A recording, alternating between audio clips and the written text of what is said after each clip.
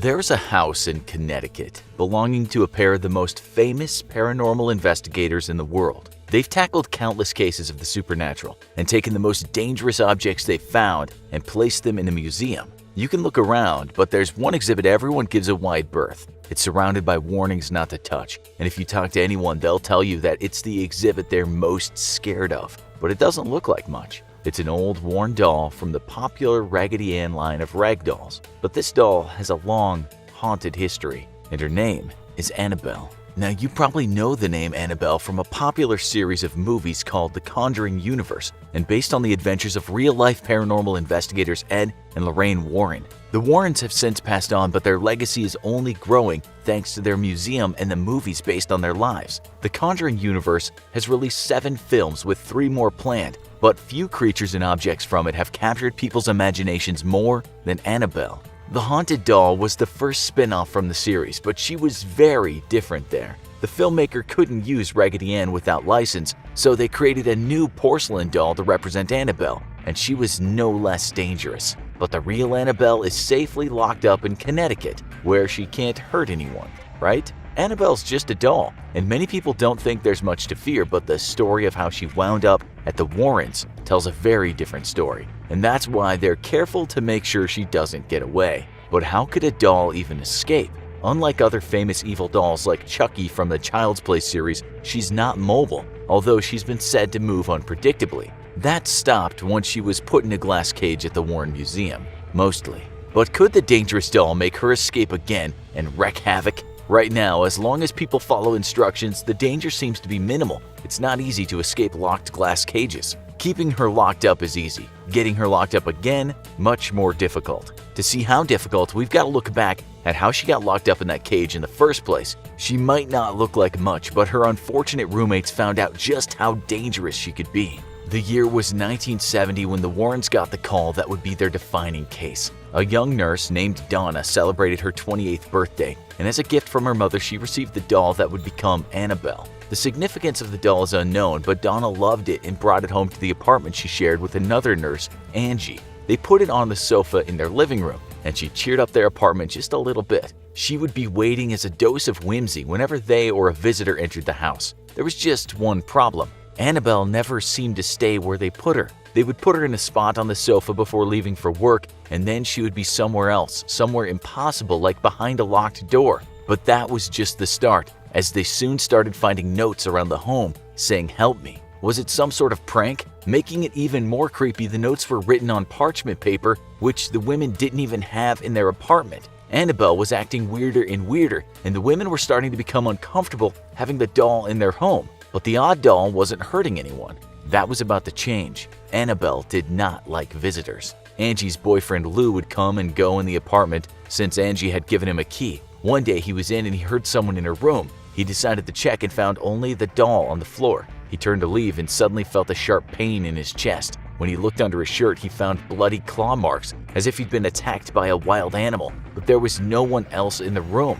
And making things even stranger, he reported that the claw marks had vanished without a trace in only 2 days. Was Lou attacked by a demonic force? Did he hallucinate the whole thing? Or was it a supernatural force making him think he was attacked? The women were getting more and more scared. It was time to call for help. They called in a local museum first, and she claimed the doll was inhabited by the spirit of a 7-year-old girl named Annabelle Higgins, whose body was found on the site. She told them that the spirit was peaceful and just wanted to be loved, and they should leave the doll in their home and treat it well. That did not cause the supernatural occurrences to decrease. In fact, they got worse. The women called local priests for help to do an exorcism, and the priest got in contact with the Warrens. The paranormal investigators believed the doll was not a benevolent spirit. It was something much more dangerous. The Warrens had done multiple exorcisms, and they saw the telltale signs of demonic possession, teleporting, threatening notes, and seemingly impossible attacks on intruders. They brought a priest with them, and the priest blessed the women's apartment and claimed it was cleansed of any demonic energy.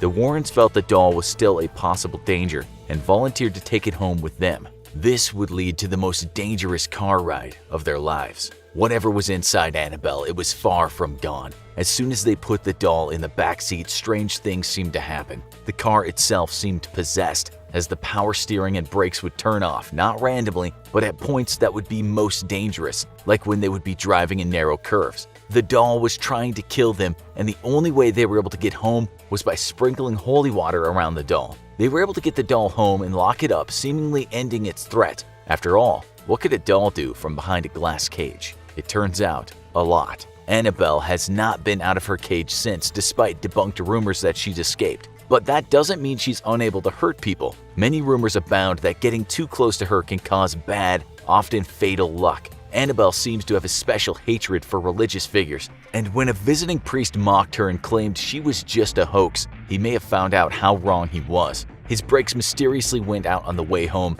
and he was nearly killed in a car accident. The Warrens were always very careful about keeping people away from the cage, with many warnings that Annabelle wasn't to be trifled with. Most people obeyed. One man didn't, and he paid the price. A rowdy young man visited the museum one day and, despite the warnings, didn't seem to be scared of the supernatural forces in the exhibits at all. He went so far as to get up close to Annabelle's cage, laugh at her, and even knock on the cage. The staff immediately asked him to leave, and he and his girlfriend got on his motorcycle, and on the way home he lost control of the bike and hit a tree. She survived, but he was killed instantly. The Warrens believe this was Annabelle's first murder. As long as Annabelle stays locked up and people respect the rules, it's unlikely she'll hurt anyone else. But what if she didn't stay locked up? Earlier this year, rumors started to circulate that she was on the loose and had escaped the occult museum in Connecticut. A killer doll on the loose would make sense for 2020, but there were a few problems with the idea. First up, the museum isn't currently open since the death of Lorraine Warren, and son-in-law Tony Spera has yet to reopen it. Secondly, it's an inanimate object. It can't escape on its own. In the decades the Annabelle doll has been locked up, no one has seen it move. The only way it could escape is with help.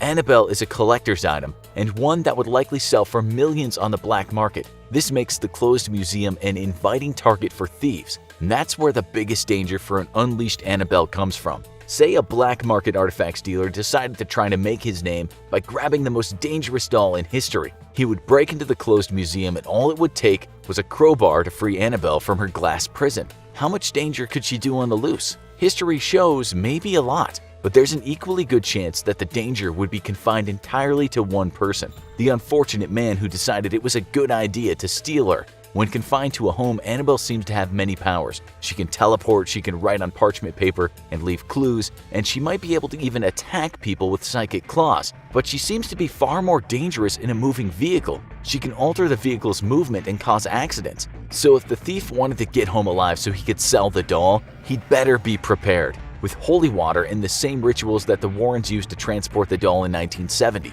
A non-believer who just wanted the money would likely find themselves wrapped around a tree. A smart thief, though, could lead to the doll doing a lot of damage. Say the thief came prepared. He snatched Annabelle and put her in a box treated with holy water and was able to transport her home before he arranged a sale. There's no report of Annabelle being able to escape a glass box, so he would likely be safe. But that can't be said for anyone who paid the hefty price she would command on the black market. Unless the buyer was well versed in demonic possession as the Warrens, they would likely take the doll's powers lightly. If they made it home, they would wind up with the same supernatural phenomenon that Donna and Angie experienced. The doll teleporting, leaving them creepy messages, and maybe even hurting visitors. That could lead anyone to try to get rid of her.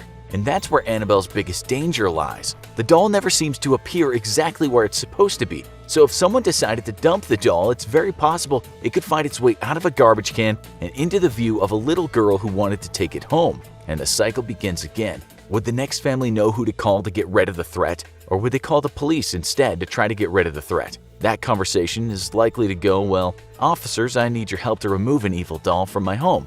The odds are the family would be left to their own devices unless they knew a local medium or a religious figure who could help. And even if the police believed them, that might just be the beginning. The police deal in facts, and they aren't experienced in dealing with the supernatural. However, Annabelle is a highly expensive stolen object, and if a family came into possession of it, the police would be interested. They'd take the doll into their possession, take it to their station, and file it as stolen property. While they tried to get a hold of the rightful owner, the doll would be left alone in the station, in the same place as countless pieces of evidence, weapons belonging to both the police and those confiscated from criminals, and surrounded by dozens of officers and the many people being held in the cells. If Annabelle wound up in a police station, there's no telling the kind of chaos she could cause. Should we be on the lookout for Annabelle coming to a neighborhood near you? Probably not. Tony Spera has posted recent footage proving that she's right where she belongs in the closed Warren Museum. While a theft is possible, the valuable objects within are guarded well until they can reopen to the public. And even if she was taken, the doll is famous enough that the odds are any theft would be quickly followed up on, not only by the police but by people well versed in her threat to contain her safely. And that's assuming everything about her story is true. The original story took place 50 years ago, and the people who witnessed it are either dead or can't be reached. And the priest and motorcyclist accidents could have been tragic coincidences. But just to be safe, if you see a stray Raggedy Ann doll hanging around where it shouldn't be, it's probably best to handle it with care, or just keep on walking. Now check out Real Story of Demon Possession for more strange supernatural phenomenon, or watch this video instead.